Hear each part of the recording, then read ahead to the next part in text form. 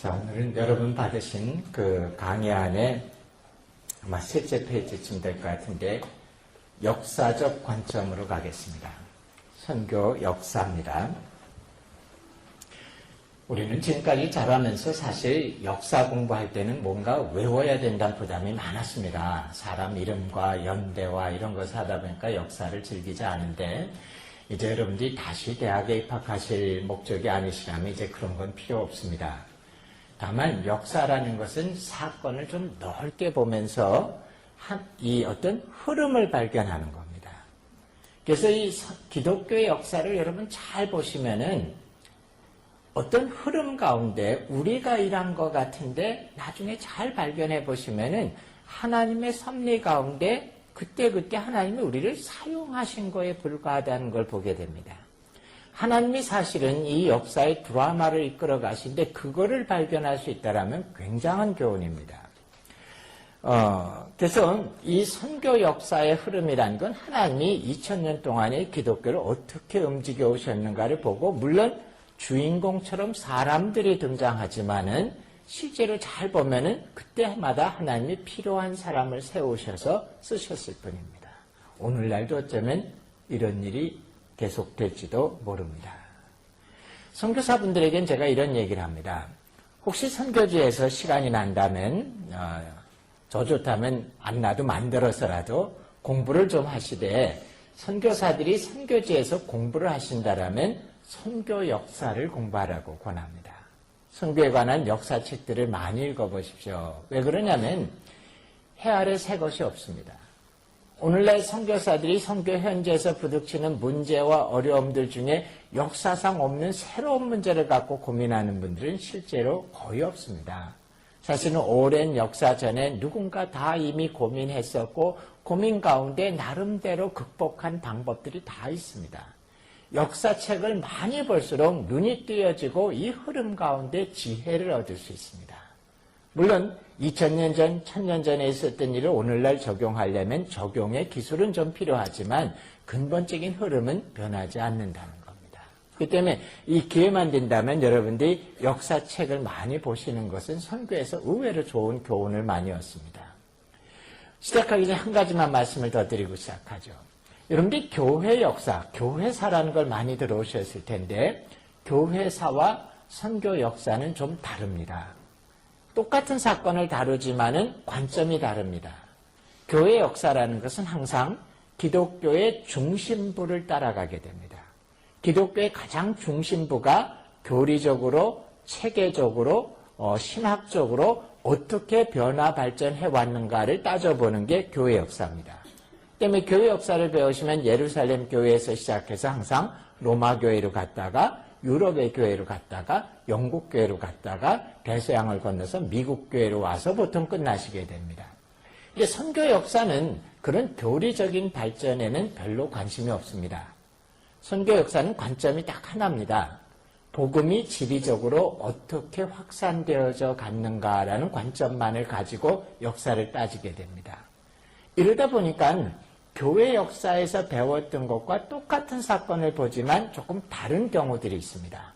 예를 들자면 제가 조금 이따 얘기하겠지만 콘스탄틴 황제가 기독교를 공인해 준 거, 이거 아주 좋은 일로 교회 역사에 나오지만 선교 역사에서는 좀 부정적으로 봅니다. 그리고 교회 역사에서는 종교개혁이 한 절반쯤을 차지하고 있는데 선교 역사에서는 종교개혁을 거의 다루지도 않습니다. 하지만 두 개의 다른 사건이 아닙니다. 똑같은 사건을 보는 관점이 다르기 때문에 평가가 다르게 나온다라고 생각하시면 됩니다.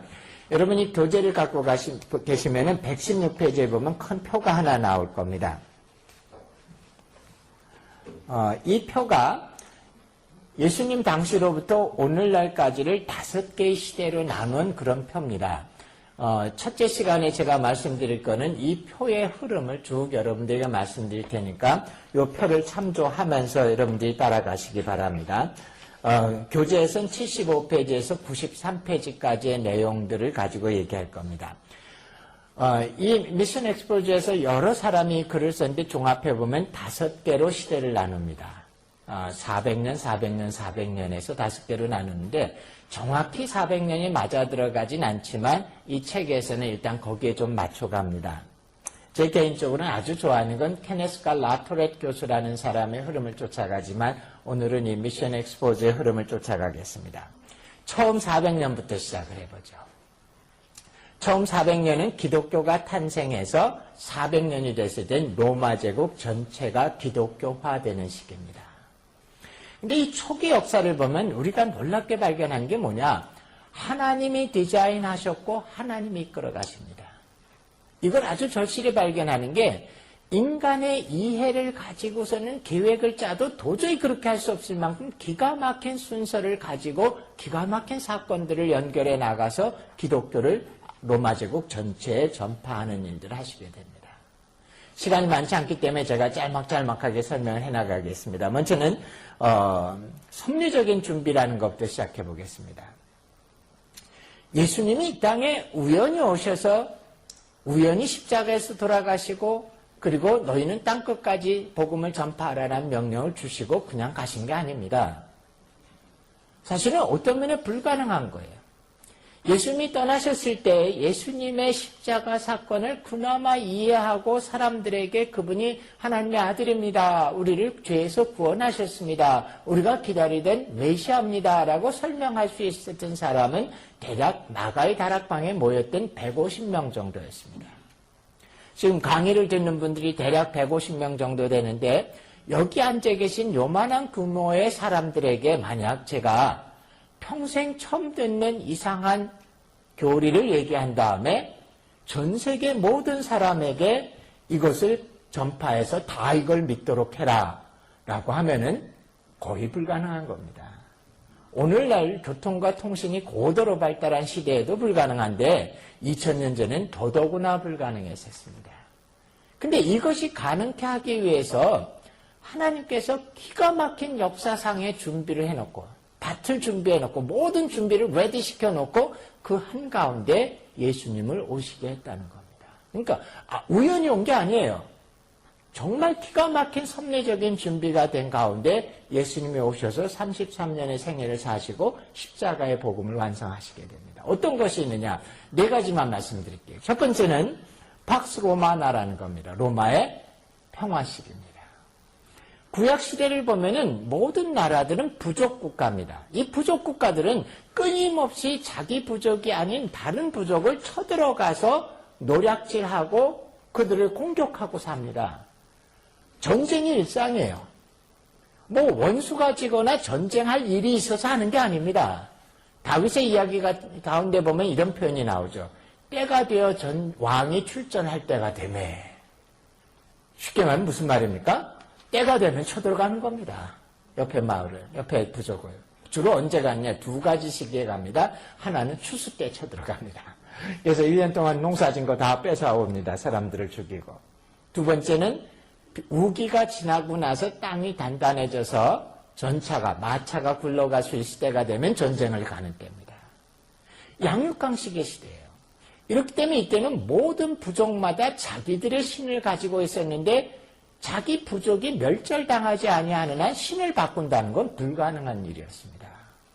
그다음에 구약시대에 다른 부족이 여호와 신앙으로 되고 돌아온다. 불가능했습니다.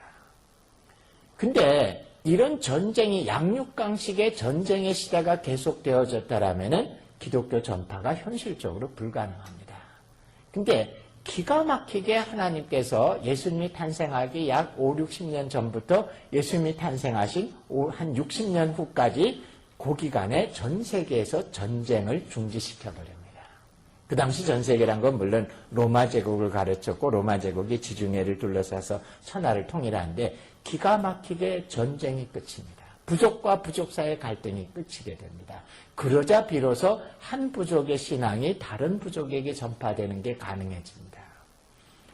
지난 2000년 역사 가운데요.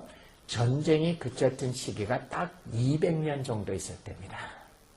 근데 예수님 당시에 기가 막히게 전 세계가 전쟁이 멈추는 팍스 로마나 시대가 오자 복음의 전파가 가능해집니다. 2번째는 뭐냐? 코인의 헬라어예요. 이 로마 제국 전체를 통일한 다음에 그 전 세계가 한 나라 언어를 썼습니다.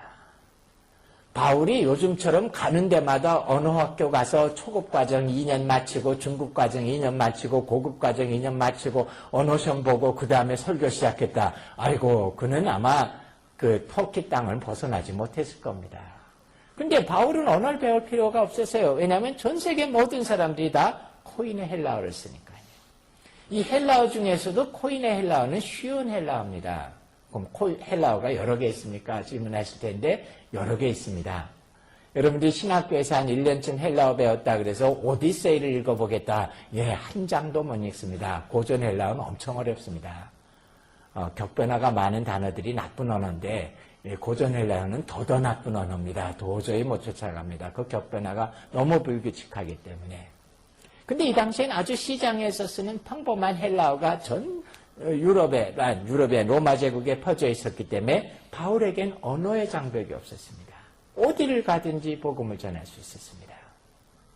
세 번째는 로마의 교통로입니다.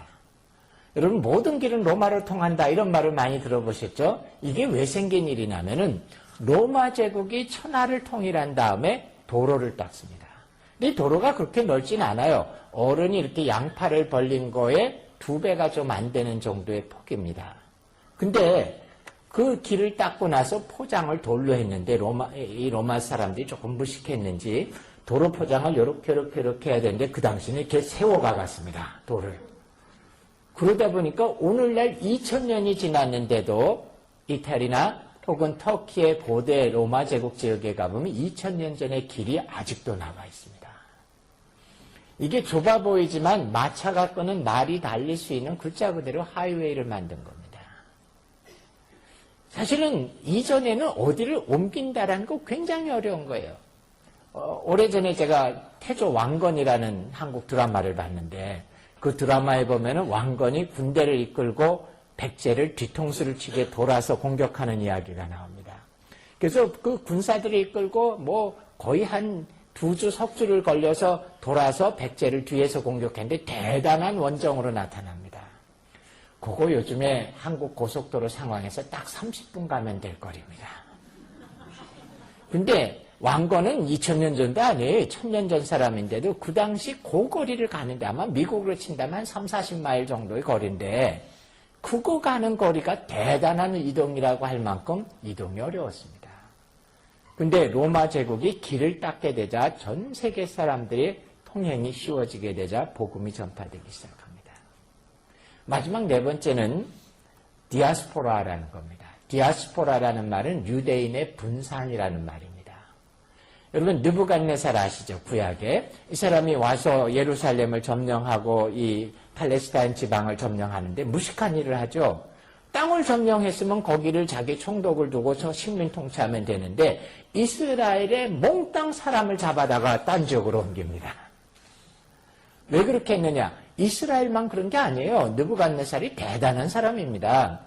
어느 지역을 점령해봤자 그들을 놔두면 자기 죽고 자기 아들 죽고 한 5, 60년 지나면 누군가 나타나서 독립운동을 하고 독립할 거란 걸 알아요. 그래서 느부갓네살은 아예 독립운동의 가능성을 없애기 위해서 자기가 점령한 땅의 모든 사람을 다 그 땅에서 끄집어내서 딴 데다가 흩어버렸습니다. 그래서 피가 섞이고 민족이 없어지게 했습니다. 실제로 엄청 피가 섞였어요. 아랍 사람들, 흔히 아랍 사람을 여러분 인종학적으로 아랍이라고 하는데 아랍엔 인종학적으로 없습니다. 실제로 아랍 사람들을 구분해 보면은 피가 수도 없이 섞여서 어떤 종족이란 개념이 솔직히 아랍 사람은 없어요. 오늘 아랍 사람의 정의가 뭔지 아세요? 아라비아 반도에 살면서 아랍어를 쓰면 아랍 사람입니다. 혈통이 없습니다. 그게 실제로 느부갓네살 시대 이후로 모든 민족을 그렇게 피를 섞어버렸습니다. 근데 유독 유대민족만은 포로로 잡혀가서도 거기서 피가 섞이지 않고 유대인들끼리만의 공동체를 구성하며 살았습니다. 그리고 거기서 유대교 신앙을 지킵니다. 유대교 신앙은 성전이 없어지게 되자 성전 대신에 교육의 개념으로 만들어진 게 유대교입니다. 구약 신앙을 가지고. 그래서 이들은 자기 신앙을 유지했고 자기 혈통을 유지했는데 예수님이 올 때쯤 됐을 때는 이 디아스포라 유대인의 공동체가 로마 제국 전체 곳곳에 다 퍼져 있었습니다. 더 좋았던 건 이사야서가 쓰여진 이후로 이 유대인들의 공동체는 메시아 신앙이 있었습니다. 때가 되면은 메시아가 우리에게 와서 다시 우리를 하나님의 나라로 회복시킬 거다라는 믿음이 있었고 기다리고 있었습니다. 이거만큼 좋은 게 어디 있습니까? 그 때문에 바울이 전한 복음을 보면 의외로 단순해요. 베드로가 전한 것. 여러분들이 이번 주일날 교회 가셔서 사도행전 2장에 보면 베드로가 한 번에 3,000명을 회개시키고 예수 믿게 하는 유명한 설교가 나오죠. 그거 그대로 본따서 교회에서 한번 해보십시오. 아무 내가 안 됩니다. 왜냐하면 내용이 우리가 생각하는 거 없어요. 구약에 하나님이 역사를 좀 얘기하다 끝에 딱 한마디 해주는 겁니다. 니네가 기다리던 메시아가 바로 니네가 십자가에 죽인 예수님이었다. 이거 한마디예요. 근데 그거면 충분했어요. 그들에게는. 바울도 지금의 소아시아와 마게도냐, 지금의 그리스 지역이죠. 이런 곳을 다니면서 설교한 것을 가만히 보시면 내용은 딱 하나입니다. 너희들이 십자가에 못 박혀 죽인 예수가 바로 너희들이 기다리던 메시아였다. 근데 그가 죽지 않고 부활하셨다. 이것뿐이에요.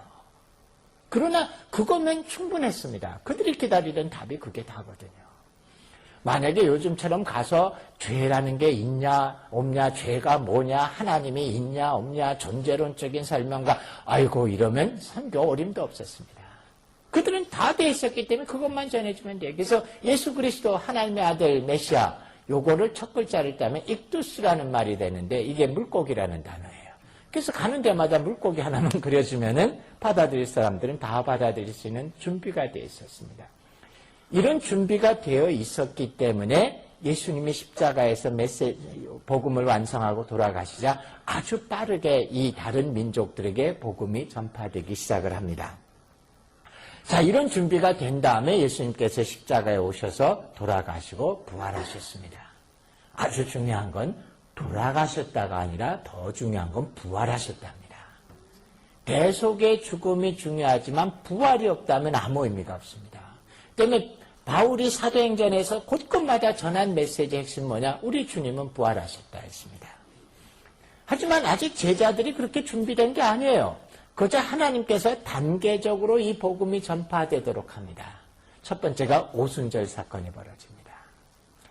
오순절은 이 유대인들은 어른들은 1년에 3번 성전에 와서 하나님 앞에 얼굴을 보여야만 됩니다. 이 3개가 뭡니까? 유월절, 오순절, 초막절이에요.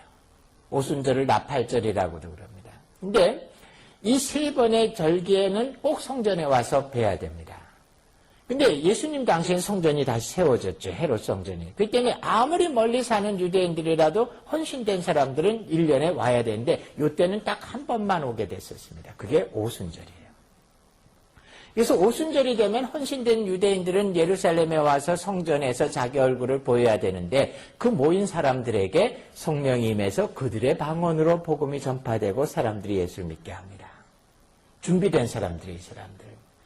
근데 사도행전 2장에 보면 이들이 온 지명이 쭉 나오는데 지도를 펴놓고 제가 수업 시간에 그걸 보여주는데 그 사람이 온 지명을 딱 지도에다 다 점을 찍어보면은 로마 제국의 절반에서 인구의 대부분은 동쪽 지역에 있었는데 이 동쪽 지역의 주요 도시에서 사람들이 다 옵니다. 그리고 그들이 그날 3,000명이 예수님을 믿고 침례를 받습니다. 그들이 돌아가서 어떻게 됐을까요? 교회를 했습니다. 이 교회라는 것이 오늘날처럼 가시적으로 건물 짓고 그런 게 아니라 예수가 메시아라고 믿는 사람들끼리 모여서 유대인교 안에서도 예수가 메시아라는 사람들의 공동체가 만들어지는 겁니다. 대표적으로 로마 교회 같은 겁니다. 로마서를 쓸 때 아직 12제자 중에 누구도 바울도 로마에 가본 적이 없습니다. 근데 거기 교회가 있어요. 믿는 형제자매들과 지도자도 많습니다. 누가 로마의 교회를 세웠을까요? 오순절에 믿고 돌아간 사람들이 교회를 시작했던 겁니다. 그래서 준비된 사람들을 다 모아서 그들을 흩트려서 일단 곳곳에 복음의 전초기지를 만들어 놓게 됩니다. 그렇지만 아직 제자들이 흩어지지 않습니다. 그저 때가 되자 초기에 핍박을 가해서 강제로 제자들을 흩어지게 합니다. 여러분들은 너무 은혜롭게 사도행전에 있다가 보면은 사도행전 1장에서 12장까지가 몇 달 동안에 일어난 일처럼 보이죠. 그렇지 않습니다. 이거 거의 20년 가까운 세월의 기간입니다. 굉장히 짧게 나오지만은 그 기간 동안에 단계적으로 해나갑니다. 제자들의 믿음이 어느 정도 성숙하고 준비가 되자, 때가 되자 스데반의 사건으로 핍박을 일으키고 사도를 제외한 나머지 제자들은 흩어지는데 이들이 흩어지면서 복음을 전파하게 됩니다. 그래서 이들이 흩어지게 되자 드디어 변화가 일어나요. 굉장한 변화입니다. 이런 얘기는 처음 들을지 모르겠지만 이거는 신학자들이 쓰는 말이니까 조금만 써보죠. 처음에 예수님의 제자들은 유대교인이었습니다. 자기네들의 정체성은 유대교인이에요. 다만 예수님이 유대교가 기다리던 메시아라고 믿고 있는 유대교 사람들일 뿐입니다. 자기네들이 분리된 집단이 아니에요. 근데 이들이 점차 나가면서 이방인에게 복음을 전하게 되자 변화가 일어나요. 예수님은 메시아입니다. 근데 메시아라는 말은 뭐냐면은 유대인이 기다리던 그들의 구세주예요. 근데 이방인들에겐 메시아라는 말이 의미가 없어요. 그러자 점차 변화가 생기면서 curious, 주님이란 단어를 쓰기 시작합니다. 이 curious라는 말은 왕에게 쓰던 말이기도 하고 우리 인생의 주인이란 말도 되고 사실은 메시아는 유대인의 개념인데 이것이 curious, 주님으로 변화가 되기 시작하고 점차 유대교를 벗어나기 시작합니다.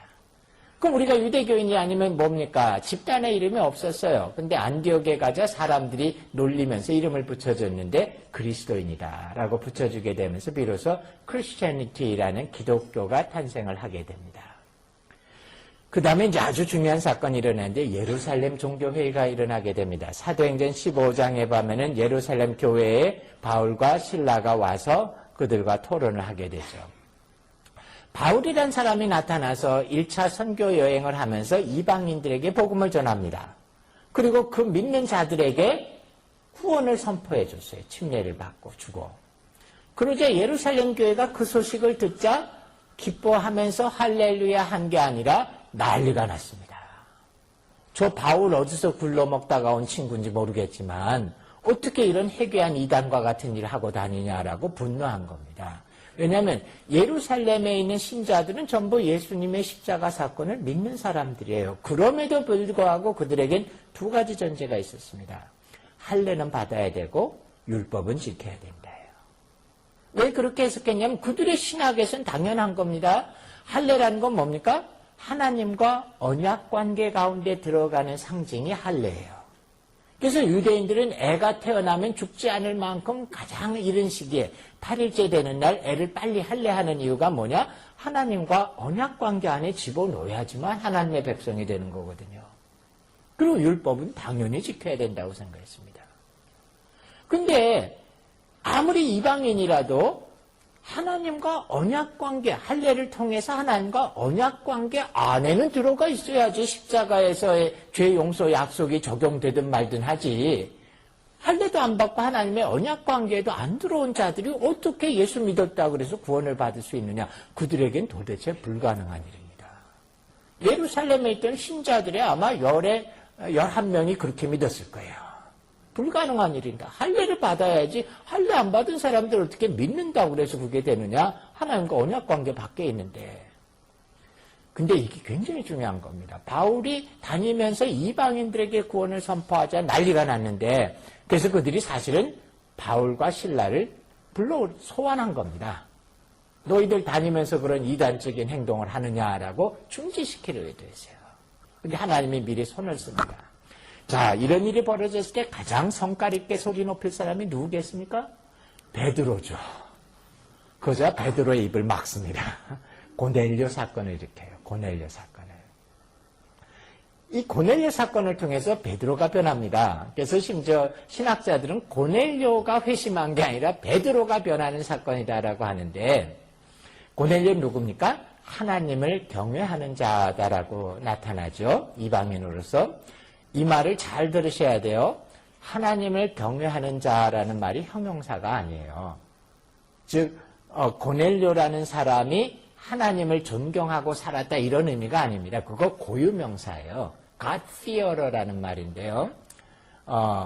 이방인으로서 유대교에 호감을 받았지만 아직 할례 안 받아서 유대교에 입교 안 한 사람을 God-fearer라고 불렀습니다. 우리말로는 번역하니까 하나님을 경외하는 사람, 뭐 경건한 사람 이런 의미 같지만 하나의 호칭이었어요. 이 때문에 할례 안 받은 사람이에요. 하나님을 경외하는 자라는 말은. 이방인입니다, 여전히. 다만 유대교에 호감을 갖고 있을 뿐이죠. 근데 이 고넬료에게 베드로가 가게 해서 뭐 사건은 다 아실 테니까 그가 구원받습니다. 초대교회에서는 사람이 구원받았다는 걸 어떻게 확인할까요? 요즘처럼 사형리의 대답을 4번 하면은 구원받았다고 해줄까요? 뜻밖에도 가만히 보시면 초대교회는 성령의 임재로서 사람의 구원을 확인했습니다. 고넬료에게 이방인인데 아직 할례도 안 받았는데 그가 복음을 듣고 예수를 믿자 그에게 성령이 임재합니다. 그러자 그 성과 있는 베드로도 할 말이 없어졌어요. 그러자 그가 즉시 그에게 침례를 베풀고 돌아옵니다. 이 사건을 미리 해놓은 다음에 예루살렘 종교회의가 열립니다. 보면은 열심히 있는 예루살렘 교회들이 나타나서 난리를 쳤어요. 할례와 율법을 지키지 않은 자들이 어떻게 예수 믿는다라고 죄 용서를 받느냐. 불가능한 일을 하고 다닌다. 근데 그 편을 들어야 될 베드로가 반대 소리를 하기 시작합니다. 그게 아니라 나도 경험해봤는데 되더라. 이방인들에게 할례 안 받은 하나님을 경외하는 자에게 성령이 임하더라. 그러면서 오랜 논쟁을 거칩니다. 이때 예루살렘 교회의 지도자는 베드로가 아니라 야고보였습니다. 이 야고보는 사도 야고보가 아닙니다. 사도 야고보는 그 전에 벌써 죽어요. 예수님의 동생 야고보입니다. 야고보서를 쓴 사람도 예수님의 동생 야고보입니다. 저는 야고보서를 읽을 때마다 감동하는 게 뭐냐면 이 야고보가 예수님을 하나님이라고 고백하는 겁니다. 누구보다도 예수님을 하나님이라고 인정 못할 사람이 야고보예요. 같이 자랐는데 어릴 때 딱지치기 하고 구슬치기 하고 좀 치고받고 싸우기도 하고 했었는데 자기 형을 갖다가 어느 날 갑자기 하나님입니다 고백이 쉽겠습니까? 그때는 이 야고보가 예수가 돌아가실 때까지 믿지 않았다고요. 근데 그가 하나님을 만나는 체험이에요. 그리고 나서 누구보다 어려운 고백을 합니다. 내가 육신으로 살아왔던 그 형님이 사실은 하나님이었습니다라는 고백을 합니다. 이 야고보가 예루살렘 교회 지도자였어요. 왜 야고보를 지도자로 삼았는지 잘 모르지만 암만 해도 예수님의 혈족이었기 때문에 그렇게 하지 않았을까 생각을 합니다. 이 야고보가 결국은 중재를 하면서 중요한 결정을 합니다. 우리가 지금까지 성령의 역사를 봤을 때 할례 안 받고 율법 안 지켜도 예수의 십자가의 약속을 믿기만 하면 구원이 된다라고 그들이 정의를 한 겁니다. 그리고서는 단지 몇 가지 이방인 교회와 유대교회의 공통점으로 몇 가지를 요청하고 끝나버립니다. 이때부터 이방인 선교의 문이 열립니다. 굉장히 중요해요. 왜 중요하냐면요. 사도행전에 보면 교회 교인들이 다 유대인으로 보이시죠? AD 65년을 경계로 유대인들은 다 기독교 신앙을 포기하고 떠납니다. 다라는 말은 좀 과장이지만 대부분이 떠나버리게 됩니다. 이 사도행전이 쓰여질 때까지만 해도 이들은 유대교인의 신분을 가지고 있었어요. 그러면서 예수를 메시아로 믿었습니다. 그런데 65년에 유대전쟁이라는 게 일어납니다. 그래서 로마 식민지에서 있다가 65년에 그들이 드디어 로마 제국에 반란을 일으키면서 전쟁이 벌어져요. 이때 바리새파가 핵심이 되는데 바리새파가 유명한 칙령을 내립니다. 예수를 메시아로 믿는 자들을 이단으로 정죄하고 만약에 유대교 중에서 예수를 메시아로 믿는 자들은 출교시킨다라는 명령을 하고 그렇지 않으면 돌아오라라고 했는데 뜻밖의 대부분의 유대인들이 돌아가 버립니다. 소수의 사람들이 남아요.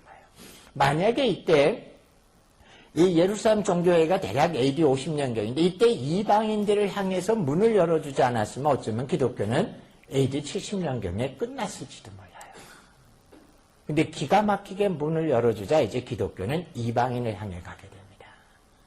65년에 전쟁을 벌였는데 드디어 로마 제국이 화가 나서 70년에 타이터스 장군을 보내서 예루살렘을 멸망시킵니다. 여러분 지금 예루살렘 가보면 아직 성벽이 남았지만 옛날 거 조금 부분이 있어요. 다 무너뜨리고 성전도 무너뜨리고 그리고 회파시켜버립니다. 그리고 팔레스타인 지역 전체에서 유대인들을 다 내줬습니다. 그리고 칙령을 내려요. 유대인들은 절대로 이 팔레스타인 땅으로 다시 돌아올 수 없다라고 법을 세웁니다. 그때 쫓겨나서 유대인이 언제까지 쫓겨났습니까? 1948년까지 쫓겨나는 겁니다. 돌아갈 수가 없었어요. 법으로 못 돌아가게 했어요. 그리고 이제 약간의 마지막까지 싸우던 사람들은 그 마사다라는 데 가서 자살을 하면서 끝나버리게 됩니다. 자, 이제 기독교가 사방으로 퍼지는데 이방인들에게 퍼지자 이때부터 사도들의 선교가 시작이 됩니다. 사도들은 두 부류였어요. 한 부류의 사람들은 목회자입니다. 베드로 같은 사람. 이들은 새로운 곳에 가서 기독교를 전파했다기보다는 흩어져 있는 신자들에게 가서 교회를 만들어주는 일을 합니다. 하지만 바울과 같은 사람은 자기가 소신을 가지고 남의 터 위에 집을 짓지 않겠다 하면서 복음이 전해지지 않은 쪽을 찾아다니면서 전파하는데 이런 사람들은 선교사적 사도들이 됩니다. 뭐 시간이 없으니까 자세한 얘기는 안 할게요. 바울은 여러분 잘 아시는 대로 소아시아와 그리고 로마까지 갑니다. 스페인까지 갔을까요? 그러니까 로마서에 보면은 내가 서바나까지 가기를 원한다니 갔을까요? 잘 모릅니다. 다만 여러분 이건 아세요?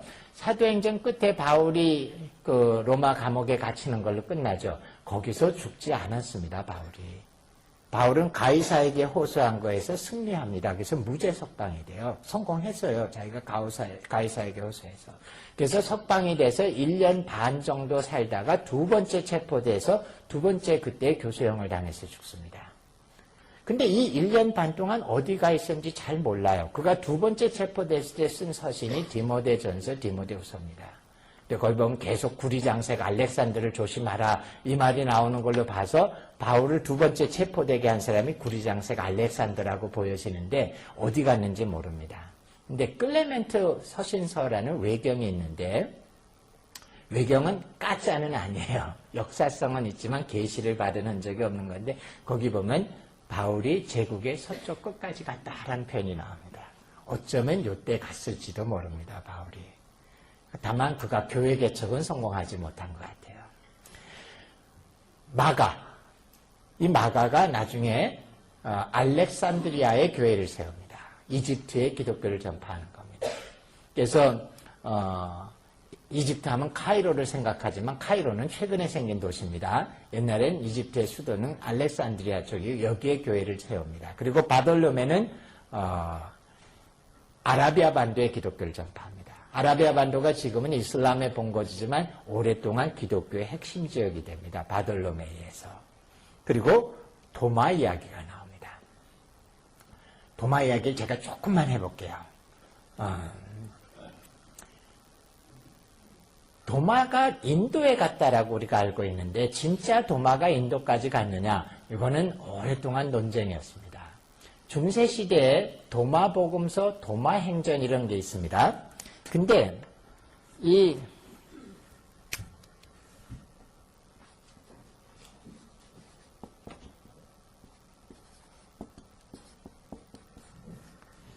이거 위경이라고 불러요. 미국에 와서 한자 쓰면 안 된다는 걸 아는데, 이 위경이란 건 까짜입니다. 특별히 도마자가 들어간 건 다 위경이에요.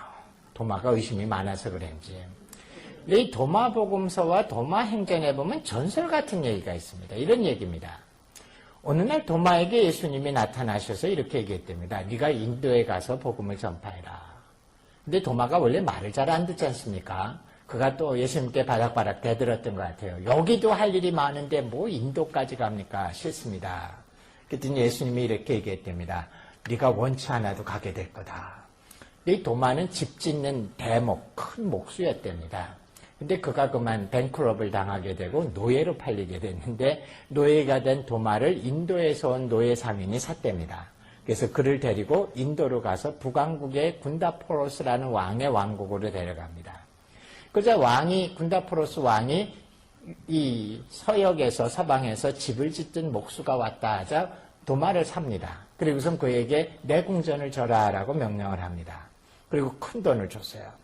그때쯤 도마가 회개했답니다. 이럴 줄 알았으면 일찍 올 걸, 맞기 전에 올 걸.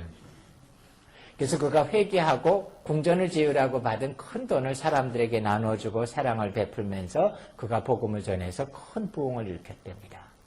때가 되자 군다포로스 왕이 그를 불러서 내 궁전이 다 됐느냐? 그랬더니 그가 겁도 없이 당신의 궁전은 다 됐습니다. 한번 보자. 그랬더니 그가 당신의 마음의 눈이 뜨여야지만 그 궁전은 보입니다. 이렇게 여기서 죽을 뻔했다는데 다행히 죽지 않고 군다포로스 왕이 회심을 합니다. 그래서 북왕국에서 큰 부흥을 일으켰답니다. 북인도에서. 그런데 이제 힌두교 사제들이 그를 죽이려 그러자 그가 거기를 피해서 남쪽에 지금은 첸나이, 옛날 이름으로 마드라스라는 데로 내려갑니다. 거기서 또 교회를 세우고 사역을 하다가 힌두교 사제들에게 죽었다라고 나옵니다. 근데 이것을 중세시대 때 전설이라고 믿었던 이유는 인도 역사에 군다포로스라는 왕은 없습니다. 그런 왕국도 없습니다. 때문에 이 도마복음서에 나오는 흔적들을 갖고 만들어진 하나의 전설 이야기거리라고 생각을 했습니다. 근데 상황이 바뀝니다. 7세기 초부터 영국 사람들이 동인도 회사를 만들어서 인도에 들어갔는데 그들이 고대 유물들을 발굴해내요. 인도는 유물이 엄청 많습니다. 여러분들 인도 여행 가서 괜히 땅 잘못 파면은 동전 몇 개는 주워올 수 있습니다. 근데 그들이 고대 북인도 지역에서 동전을 발굴했는데 뜻밖에도 헬라어로 발음을 바꾸면 군다포로스라는 왕의 이름이 나왔습니다. 애들이 너무 놀랐어요. 그렇다면 도마의 전설이 진짠가? 그리고 남쪽의 첸나이 지역을 들어갔는데 뜻밖의 아주 고대 교회를 발견합니다. 근데 그 고대 교회 이름이 마르토마스의 교회예요. 마르토마스라는 말은 성도마라는 말입니다. 그래서 왜 당신들의 교회 이름이 성도마의 교회입니까? 했는데 그들이 얘기하길 우리 교회에 내려오는 오랜 전설이 있는데 우리 교회는 오래전에 하나님의 사람 도마라는 사람이 세웠다 그럽니다. 또 첸나이 안에 산이 발견됐는데 산의 이름이 마르토마스의 산이에요. 왜 산 이름이 마르토마스입니까? 우리 전설에 의하면 옛날에 하나님의 사람인 도마가 여기서 순교했고 무덤이 여기 있답니다. 이런 것들이 쭉 발견됩니다. 지금은 도마가 인도까지 갔다라고 믿습니다. 그리고 인도가 인도가 도마를 간 게 아니라 도마가 인도에 갔다라면은 AD 55년에 간 것 같습니다. 왜냐하면은 속사도들의 기록에 AD 55년 이후에 도마 이야기가 안 나옵니다. 도마는 간 것 같습니다. 그리고 아시리아 교회의 기록에 보면 이런 게 있어요. 도마가 중국 내륙의 깊은 데까지 가봤다라는 기록도 있습니다. 중국까지 갔다는 설이 있어요. 다만 이거는 인정을 못 받습니다. 아직까지 어떤 역사적인 흔적도 발견되지 못했습니다. 이 신비한 것을 좋아하는 한국 사람들은 그 중국 대륙 깊숙한 곳이 한국 고조선이었다 이렇게 믿고 있습니다. 이거는 설 정도가 아니라 조금 세게 썰 정도에 해당하는 이야기입니다. 자, 도로 우리 예루살렘으로 돌아가죠. 이제 교회가 곳곳에 세워지고 복음이 넓은 지역에 전파되자 하나님이 뜻밖의 일을 하세요. 예루살렘 성을 회파시켜버립니다. 타이터스 장군을 통해서. 이것이 왜 중요하냐면 더 이상 이 기독교가 유대인들의 종교 혹은 고향인 예루살렘을 벗어나지 못한 종교가 아니게 만들어줘요. 이슬람은 아무리 애를 써봐야 메카와 메디나를 벗어날 수 없는 종교입니다. 아랍 사람의 종교라는 걸 벗어날 수 없습니다. 그런데 기독교는 자기의 요람을 없애버림으로 말미암아 세상의 종교로 변하게 됩니다. 그리고 나서 박해를 가합니다. 이 박해가 무슨 의미가 있느냐? 아주 중요합니다. 사실은 오랫동안 기독교에는 교리가 발달되지 않았어요. 여러분들은 지금 예수님이 인성과 신성을 가진 신인 양성이다 다 믿으시죠? 성경에 어디에 나옵니까? 사실은 이 교리는 325년에 니케아 종교회의에서 결정이 된 겁니다. 성부, 성자, 성령이 삼위일체다. 예, 다 믿으시죠? 이것도 삼위일체라는 말은 성경에 안 나옵니다. 그럼 어떻게 된 거냐? 325년에 니케아 종교회의에서 삼위일체가 결정이 됩니다. 그러니까 325년까지는 사실은 예수가 신인 양성이라는 것도 삼위일체라는 것도 교리가 없었어요. 근데 어떻게 복음을 설명합니까? 어떻게 복음이 유지됩니까? 중요한 문제예요. 중국의 교회가 50년대 초반까지 신학교가 있었습니다. 그러다가 없어졌다가 90년대 초반에 신학교가 다시 시작돼요. 40년 정도 신학교가 없었습니다. 근데 40년만 신학교육이 없어도 중국이 어떻게 되느냐? 이 가정교회들이 열심은 있는데 교리는 엉망이에요. 온갖 미신 같은 교리가 많습니다. 사람을 침례를 줄 때 물속에 집어넣었을 때 물 위로 피가 떠올라야지만 제대로 구원받은 자다. 피가 안 떠오르면 가짜다. 이런 교리를 믿는 쪽도 있어요. 뭐 진짜 코피라도 터트리고 들어가야 되는지. 뭐 아담의 저주는 뭐 온갖 회개한 교리들이 나옵니다. 아니 단 40년만 신학교육이 없어도 그렇게 어려움이 생기는데 300년을 어떻게 순수한 복음이 유지될 수 있었느냐. 이유는 박해 때문입니다. 쉽게 말하면은 심심풀이로 아무나 예수 믿는 거 아니에요. 예수 믿는다는 것. 그리고 그 당시 사람들은 침례를 공개적으로 받았습니다. 뒷방에서 몰래 그냥 목욕하면서 슬쩍 들어갔다 나오면 될 것 같지만 그렇게 안 하고 공개적으로 하는 목숨을 거는 거예요. 그렇기 때문에 신앙이란 건 목숨을 거는 일이다 보니까 발달은 안 해도 단순한 복음이 조금 더 변하지 않고 유지가 300년이 됐던 겁니다. 박해가 없었다면 불가능한 일입니다. 그래서 이 시기에는 선교사의 이름이 없습니다. 다 무명의 선교사들이에요. 주로 상인, 노예, 군인 이런 사람들이 주로 선교사였습니다. 왜냐하면 계속 옮겨 다니니까. 1, 2년, 2년 단위로 다른 주인에게 팔리고 새로운 부대로 가고 이들이 가는 곳마다 복음을 전파했습니다. 이 시기에는 위대한 선교의 시대인데 세 가지 특징이 있습니다. 뜻밖에도 조직적인 선교가 없었어요. 어디서 너는 이제 영국으로 가라. 너는 터키로 가라. 없었습니다. 모든 선교는 자발적 선교의 시대입니다. 제가 거기다가 비자발적이라고 써놓은 건 이 교과서에 보면 이제 이 교재 자발적으로 가다, 자발적으로 오다, 비자발적으로 가다, 비자발적으로 오다 이런 용어를 썼는데 별로 좀 좋아하지는 않지만 여기 있기 때문에 썼는데 한마디로 얘기하면 모든 성도가 가는 데마다 복음 전하는 시대였습니다. 더 중요한 건 교리가 아니라 사랑과 행함으로 복음이 전파됐습니다. 사람들이 예수 믿은 사람들의 변화된 삶을 보고 나서 그들도 그들의 삶의 변화를 보고 따라서 예수 믿게 된 겁니다. 오늘날 선교에서 이거는 살아나야 돼요. 선교가 소수의 사람들이 하는 거 아닙니다. 선교가 복음이라는 게 교리를 전파해줘서 새로운 깨달음을 주는 것도 아닙니다. 이건 좀 카톨릭 용어라서 제가 별로 좋아하지는 않지만 써보면 카톨릭엔 전도라는 용어를 안 씁니다. 대신에 증거와 선포라는 말을 해요. 근데 이건 제가 좋아해요. 왜? 먼저 증거가 있어야 돼요. 내가 예수 만났고 예수님으로 말미암아 구원받았다는 삶의 증거가 나타나고 그 증거가 사람들에게 보이고 난 뒤에 선포가 따라와야지만 변화가 일어납니다. 오늘날 개신교의 약점은 증거는 없이 선포만 합니다.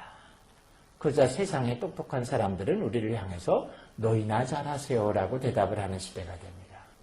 증거가 있어야 돼요. 내 삶에. 근데 초대교회는 이게 있었습니다. 자, 이런 시대를 거친 다음에 드디어 기독교가 공식적으로 인정이 됩니다.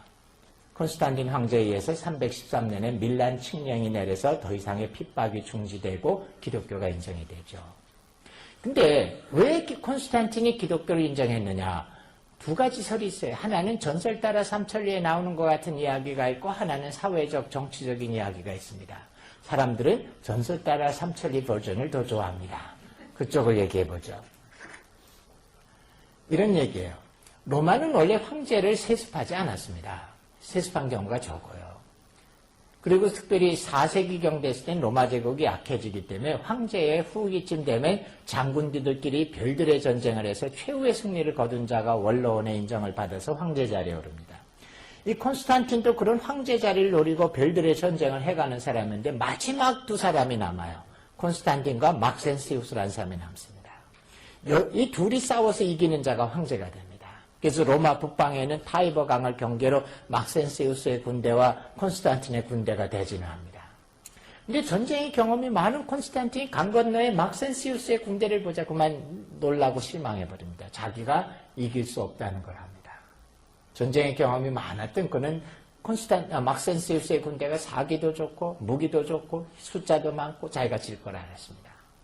그가 크게 실망해 있는데 그때 환상을 봅니다. 콘스탄틴이. 근데 환상 가운데 예수님이 나타나셨어요. 그리고선 콘스탄틴에게 이렇게 얘기합니다. 내가 너와 함께 하겠다. 너는 즉시 일어나서 너희 군대와 투구에서 모든 문자와 표시를 다 지워버리고 내 이름을 새기고 나가서 싸우라. 내가 너희와 함께 하겠다. 그때 예수님이 주신 그 이름이 이겁니다.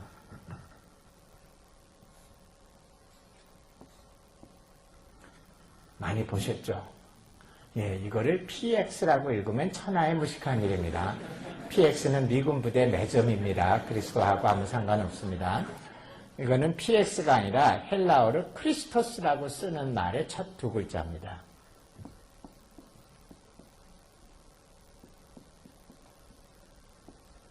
이 두 글자를 합친 겁니다. 그래서 콘스탄틴이 그 환상을 보고 나서 일어나서 자기의 모든 깃발과 투구에다가 그리스도의 이름을 쓰고 나갔는데 기적적으로 전쟁에 승리하고 그가 황제가 됩니다. 그러자 저는 즉시 핍박을 중지시켜버리고 몇 년이 지나야 된 기독교를 국교로 만들어버립니다. 다만 이게 실제로 있었는 일인지는 아무도 모릅니다. 사회적 정치적인 이야기는 뭐냐면은 콘스탄틴이 황제가 될 때쯤에는 너무나 많은 로마 제국 안에 이미 기독교가 퍼져서 특별히 힘이 있는 사람들, 귀족 부인들, 귀족은 힘이 없어요. 귀족 부인이 힘이 있죠. 흔들면 되니까. 그 다음에 군인들, 상인들 계급에 너무 많이 기독교가 퍼져서 차라리 핍박을 하니 기독교를 인정해 주는 게 낫겠다. 그래서 됐다는 겁니다. 제 개인적으로는 둘 다라고 봐요. 콘스탄틴이 나름대로의 어떤 신앙적인 체험도 하고 상황도 변했기 때문에 기독교를 받아들입니다. 근데 이때 문제가 생깁니다. 좋은 면도 있었어요. 기독교가 핍박을 중지하고 공인되자 그로부터 한 7, 80년 안에 이 로마 제국에서 기독교인의 숫자가 4배나 늘어납니다. 굉장히 늘어나죠. 반대도 일어납니다. 반대 문제는 뭐냐? 핍박받을 때는 교리를 지켰어요. 근데 이제는 국교가 돼버리자 어중이 떠중이 다 교회 안에 들어와야 됩니다. 더군다나 성급한 사람들이 교회 아닌 그리스도인이 안 되면 핍박을 거꾸로 가하게 되자 많은 이교도들이 참된 회심이 없이 교회 안에 들어옵니다. 이러자 신학적인 문제가 생기기 시작합니다. 그래서 이제 니케아 종교회의가 이르고 신학이 만들어지는데 신학이 발달하는 시대는 은혜롭지 않은 시대입니다. 은혜로운 시대는 신학이 발달 안 합니다. 그러면서 점차 혼탁해지기 시작합니다. 기독교가. 그러자 마침내는 어디까지 가게 되느냐. 교회가 어떤 결정을 하냐면 라이센스를 받고 허락이 된 사람들 외에는 말씀을 전파하거나 전도하지 못한다라고 금지를 시키게 됩니다. 그래서 소위 말하는 평신도와 성직자 계급이 나누어지게 됩니다. 평신도들은 교회에서 아무것도 하면 안 되는 거예요. 그냥 구경만 해야 됩니다. 라이센스를 받고 허락된 사람만 전도를 할 수 있습니다. 이렇게 되면서 300년 동안 유지되었던 전도적 열정이 사라지게 되면서 기독교는 영적으로 치명적인 어려움을 겪게 됩니다. 그러나 이후로부터는 이제 프로페셔널한 선교사들이 나타나기 시작합니다. 특별한 사람만 하게 되니까. 예를 들면은 울플라스 같은 사람이 나옵니다. 그 사람은 고트족, 지금의 독일 지역에 사는 사람들에게 들어가서 복음을 전합니다. 그 다음에 투어세 마틴이라는 사람은 프랑스 지역 고울족에게 복음을 전합니다. 그러다가 이제 400년에서 800년 로마 제국이 멸망한 뒤부터는 중부 유럽의 바바리안들, 이들에게 복음이 전파됩니다. 왜 바바리안이라고 불렀냐면요. 알프스 산맥 위쪽과 남쪽은 너무 차이가 났어요. 알프스 산맥 남쪽에 로마 제국은 예술이 있고 철학이 있고 문학이 있고 과학이 있고 이랬는데 알프스 산맥 위쪽은 문자도 없었습니다. 철학과 과학은커녕.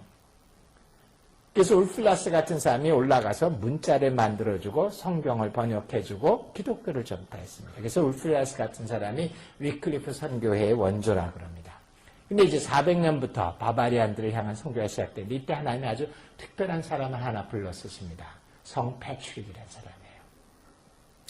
패트릭은 이런 사람, 특별한 사람이에요, 정말. 성 패트릭은 아마 미국에서도 유명하죠. 아일랜드의 수호신이고 초록색이 상징이고 이런 사람인데 패트릭은 브리튼 섬, 지금의 영국에서 자랐습니다. 부모가 다 크리스찬이었다 그래요. 근데 자기는 예수님을 영접하지 않았습니다. 근데 그가 어린 나이였을 때 아일랜드의 해적들이 자기 마을을 쳐들어옵니다. 그래서 사람들을 죽이고 물건을 빼앗고 많은 사람을 노예로 잡아갔는데 어린 패트릭이 노예로 잡혀가요.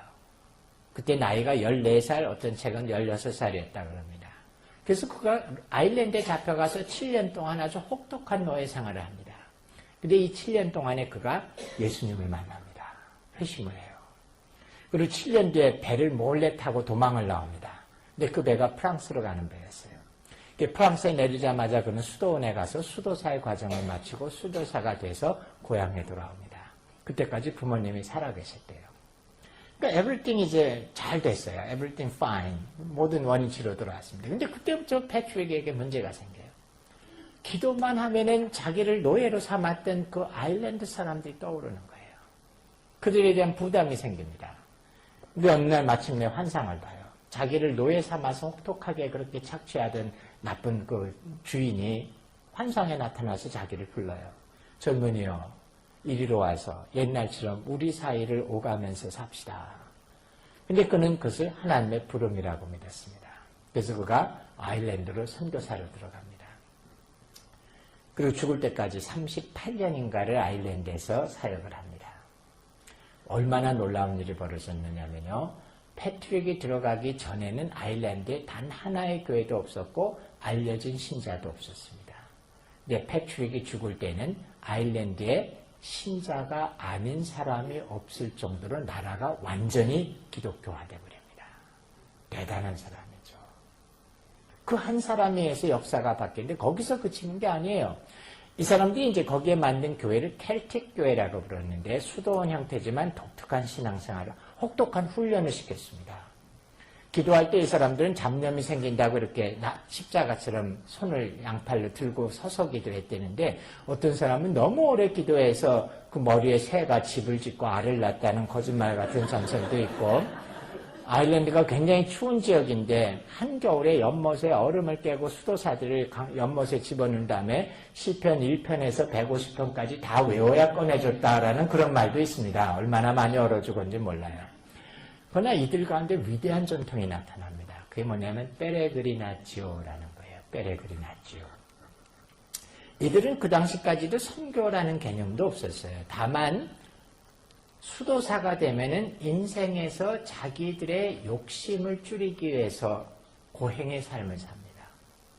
이거 필요해요. 오늘날 기독교가 죽어가는 이유는 예수 믿어도 사람들이 자기의 인생의 욕심을 그대로 가지고 있으면서 그 욕심을 기도 제목이라고 포장만 바꾸면 신앙인 줄 착각하고 있어요. 아니요. 그리스도인이 되면 그 욕심을 하나님이 들어주는 게 아니라 내가 하나님의 법에 따라서 내 마음에 있는 욕심을 줄이고 사는 게 신앙생활입니다. 수도성을 좋아하진 않지만 우리도 좀 필요해요. 근데 어쨌든 이들은 고행을 하겠다라고 수도사가 되는데 수도원의 삶이 참 힘들지만 몇 년을 살면 그래도 편해져요. 익숙해져요. 그러면 이들은 더 어려운 곳으로 떠났습니다. 그걸 페레그리나치오라고 그랬어요. 근데 더 어려운 데가 어디냐? 교회도 없고 더 거칠고 더 황량한 곳으로 갑니다. 근데 그게 선교가 됩니다. 그래서 그들이 떠날 때 페레그리나치오에 선언을 하면 3가지 색깔의 기장을 달아줬답니다. 그 3가지 색깔이 뭐를 의미하냐면 나의 친척들을 포기하겠습니다. 가족과 친척을 포기합니다. 나의 고향을 포기합니다. 나에게 예상되던 편안한 미래를 포기합니다. 라는 3가지 서약을 하고 그들이 나가는데 결국 이들이 중부 유럽 전체를 기독교화시키는 일을 하게 됩니다. 그래서 대부분의 사람들이 이 켈틱 교회 출신이에요. 콜럼바는 스코틀랜드의 기독교를 전파한 사람인데 그도 켈틱 출신입니다. 보니페이스, 독일의 사도라고 부르는데 독일을 기독교화시킵니다. 이 사람도 켈틱 교회 출신입니다. 이렇게 되면서 중부 유럽이 이들로 인해서 변화됩니다. 선교사 어거스틴, 이 사람은 영국 남부의 지금의 잉글랜드 지역을 기독교화시킵니다. 이 사람은 교황에 의해서 파송된 첫 번째 선교사입니다. 제가 선교사 어거스틴이라고 한 이유는 히포의 어거스틴과는 다른 사람입니다. 자, 이러면서 이제 알로펜이라는 사람은 중국에 간 첫 번째 선교사입니다. 635년에 갑니다. 근데 중국에 이미 그때 교회가 있었기 때문에 갑니다. 장안에 이미 교회가 있어서 그 교회들의 감독으로 가게 됩니다. 그럼 기독교는 훨씬 그 전에 일찍 중국에 들어간 것 같아요. 하지만 아직 유럽 전체가 기독교화된 건 아니에요. 북유럽은 남아있어요. 북유럽은 유명한 바이킹들입니다. 아무도 바이킹을 이기지 못했어요. 이 북유럽조차 선교가 된 건 안스카라는 사람에서 시작이 됩니다. 그가 독일의 햄버거에다가 자리를 잡고 이 노르웨이, 스칸디나비아 지역을 다니면서 기독교를 전파합니다. 근데 안스카 시대만 돼도 벌써 기독교의 힘이 잃어버려요. 교회가 타락하면 선교의 힘이 따라서 이루어지게 됩니다. 그래서 안스카는 성 패트릭처럼 위대한 기적을 베풀지 않았어요. 열심히 다니며 시작만 했지 열매를 못 보고 죽었습니다. 사실은 북유럽은 원정 출산에 의해서 기독교화가 됩니다. 이 바이킹 지역은 또다시 이 중부 유럽보다 더 야만인들이었습니다. 칼싸움만 했지. 그래서 이 왕족들이 나중에는 어떻게 되냐. 왕비가 임신을 하면 아예 문명국인 영국이나 프랑스로 보내서 거기서 애를 낳고 키우도록 했습니다. 그러다가 아버지가 죽으면 돌아와서 왕이 되는 거예요. 어떤 왕들은 영어와 프랑스어는 할 줄 알았는데 자기 고국어는 못했답니다. 근데 이들이 영국과 프랑스에서 자라면서 기독교인으로 성장해요. 그리고 자기 고국에 들어와 보니까 야만스럽고 종교도 없고 그러자 왕의 힘으로 강제적으로 기독교화를 시킵니다. 대략 300년이 걸립니다. 그래서 유럽이 완전히 기독교 국가가 되는 것은 1200년쯤이 돼서야 기독교화가 됩니다. 그 다음에 네 번째 시즌이 사라센 선교라고 하는데 1200에서 1500년인데 제가 퀘션 마크를 붙여놨습니다. 여러분의 교재에도 퀘션 마크가 붙어 있습니다. 선교가 아니에요. 어떻게 보면. 십자군 전쟁. 십자군 전쟁은 기독교인이 치룬 전쟁 중에 가장 수치스러운 일입니다. 교황이 유럽 사람들을 이렇게 아지테이트 이렇게 뭐라 그래 선동해갖고 십자군 전쟁을 일으키지만 그 당시 그가 선동한 대부분의 내용은 정직한 내용이 아니었습니다. 그래서 사라센, 그러니까 이슬람들, 아랍 사람들 그 당시 사라센이라고 부르는데 사라센들이 성지를 빼앗았다, 성지순례의 길이 막혔다, 그곳에는 우리 기독교인 처녀들이 뭐 강간을 당하고 있다, 온갖 소문을 퍼뜨리는데 안 그랬어요. 성지순례 갈 수 있었고 막히지도 않았었고 기독교인들이 핍박을 당하지도 않았는데 전쟁을 일으킵니다. 근데 이 십자군 전쟁이 수치스러운 전쟁인 거는 1차 십자군 전쟁에서 1099년에 드디어 예루살렘을 함락합니다. 첫 번째 전쟁에 승리해요. 근데 얼마나 많이 죽였냐면요. 사라센 군대 4,000명이에요. 예루살렘 성 안에 있는 4,000명과 싸워서 이기고 점령하면 되는데 이들은 가나안 땅에 들어가는 것처럼 모든 민족을 다 죽이라 그랬다는 것처럼 그 땅에 있는 5만 명 가까운 사라센 사람들을 다 죽여버립니다. 그래서 예루살렘 성에 지금은 솔로몬 성전터에는 말에 무릎까지 피가 찼다 그럽니다. 그리고 그 피바다 속에서 십자군들이 무릎을 꿇고 승전 감사 기도를 드려요. 이슬람들에게, 무슬림들에게 결코 잊을 수 없는 사건입니다. 중동에 가서 무슬림들에게 기독교를 전파하면서 우리의 하나님은 사랑의 하나님입니다. 코웃음을 칩니다. 기독교 하나님은 피의 하나님이고 잔인한 복수의 하나님이죠. 어떻게 기독교의 신이 사랑의 신이냐? 그들은 받아들일 수 없어요. 2000년 십자군 전쟁으로 1000년 동안 이것이 복음 전파의 가장 큰 장벽이 됩니다. 하나만, 시간이 많지는 않지만 하나만 더 얘기하면 몽테콜비니 존이라는 사람이 있습니다. 이 시대에 일어난 일인데 세계에서 가장 큰 나라를 만들었던 사람이 누굴까요? 칭기스칸입니다. 알렉산더 대왕이고 뭐 나폴레옹이고 게임이 안 돼요. 칭기스칸은 아시아의 캄차카이 반도로부터 시작해서 유럽의 폴란드까지를 점령했어요. 남쪽으로는 아랍 지역과 중국 전체와 베트남 이걸 다 먹어버렸습니다. 세계에서 가장 큰 왕국을 만들었어요. 그래서 수도가 2개였습니다. 몽골의 엘디엔조라는 데 하나 있고 지금의 그 키르기스탄에는 사마르칸트가 2개의 수도였어요. 근데 그의 손자인 쿠빌라이 칸이 중국을 점령하고서는 자기가 원나라를 세우고 태조가 됩니다. 근데 이 쿠빌라이 칸은 고민이 있었어요. 이 몽골은 전쟁은 잘하는데 문화가 없습니다. 문자도 있긴 있지만 거의 쓸 수 없는 문자입니다. 그래서 쿠빌라이 칸의 고민이 뭐였냐? 중국을 점령했지만 문화적으로는 거꾸로 중국에게 먹힐 것 같았어요. 그때 쿠빌라이 칸 앞에 멋있는 사람들이 나타납니다. 누굽니까? 마르코 폴로라는 사람입니다. 마르코 폴로와 그의 숙부들이 나타나고 그들을 통해서 유럽에 대해서 듣게 되는데 쿠빌라이 칸이 대단한 결정을 합니다. 그래서 마르코 폴로를 통해서 교황에게 편지를 보내요. 이 편지 내용은 이겁니다. 내가 당신들의 문화와 종교를 들어봤는데 참 좋읍디다. 나에게 100명의 당신들의 문화와 종교에 익숙한 선생을 보내주시오. 그럼 우리 중국을 그 문화와 그 종교를 받아들이는 일을 하겠습니다. 교황은 여러분 세계 역사를 유럽 사람들이 써서 그런데 13세기까지 전 세계 문명의 중심은 중국이었습니다. 교황은 그때 종이를 처음 봤어요. 근데 이때가 교황청의 타락의 극치였습니다. 포르노크라시라고 부를 정도로 교황들이 타락했어요. 아무 관심이 없었죠. 응답을 안 하고 끝나버립니다. 그리고 그 다음 교황이 들어서서 거의 30년이 지난 뒤에 그 편지를 다시 보게 됩니다. 그리고 100명이 아니라 2명을 보냅니다. 근데 한 명은 가다가 죽고 중국에 도착한 사람이 몽테콜비니의 존이라는 사람입니다. 근데 중국에서는 어땠느냐?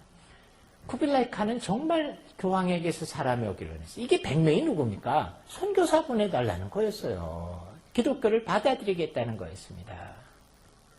그는 정말 오기를 기다렸어요. 근데 아무리 기다려도 아무 응답이 없자 그가 분노하게 되고 결국 뭐를 받아들이냐면 라마교를 받아들입니다. 근데 라마교는 중국의 문화를 대체할 힘이 없고 결국 원나라가 나중에 멸망하는 힘이 됩니다. 만약에 그때 2명이 아니라 100명을 보냈더라면 세상의 역사는 달라졌을 겁니다. 세상의 기독교의 중심은 아시아였을지도 모르고 어쩌면 세계복음화는 훨씬 더 빨리 종료됐을지도 모릅니다. 참 아쉬운 일이에요. 근데 이거에서 배우는 교훈이 뭐냐? 어쩌면 똑같을지도 몰라요. 지금도 한국교회를 향해서 손을 내미는 곳이 정말 많습니다. 우리에게 사역을 도와주십시오. 우리에게 교회를 세워주십시오. 우리에게 복음을 전해주십시오. 근데 교회들이 사실은 관심이 없어요.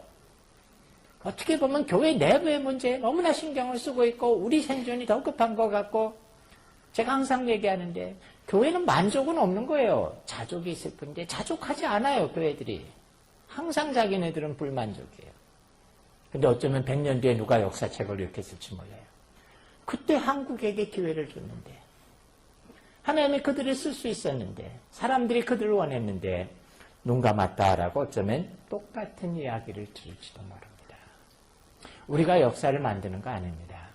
하나님이 우리를 들어서 역사 때마다 쓰시는 것뿐입니다. 그리고 1600년부터는 로마 카톨릭의 선교가 시작이 됩니다. 우리가 알기에는 1517년에 종교개혁이 생겨서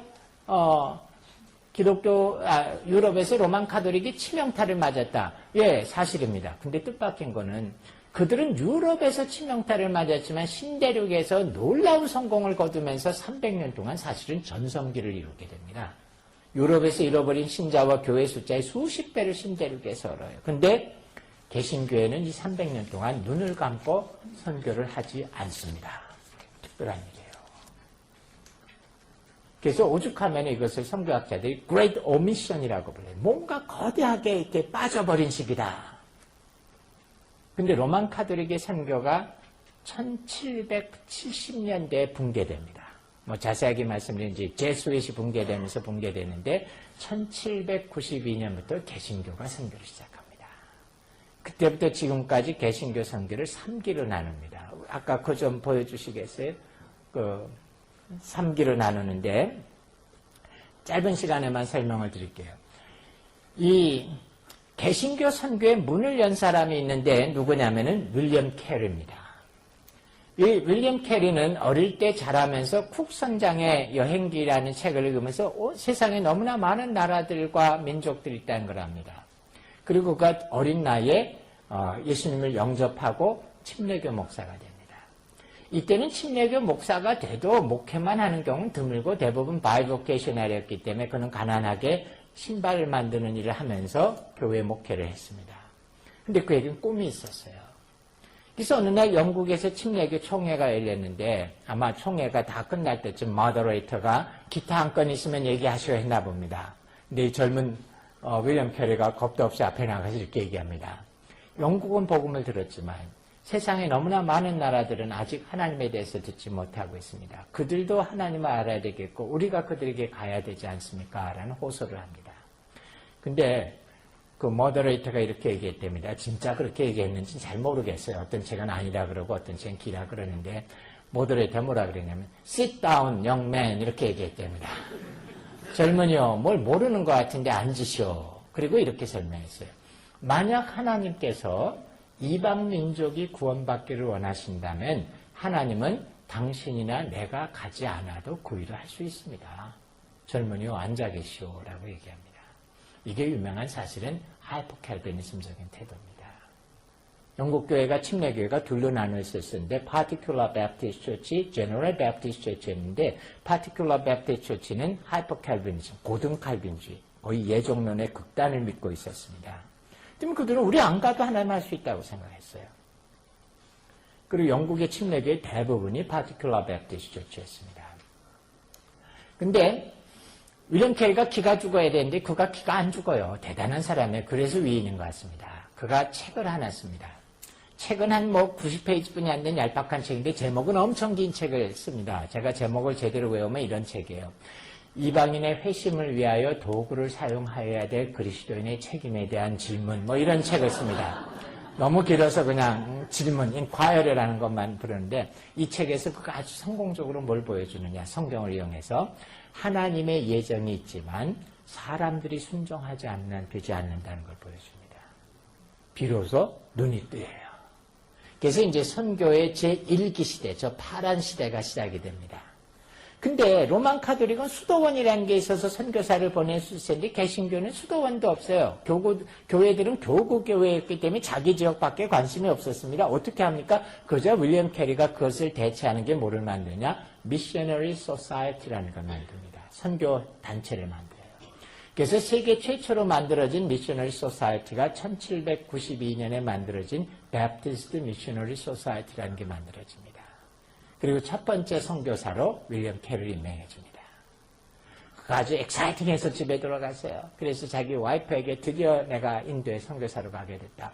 와이프에게는 날벼락이었습니다.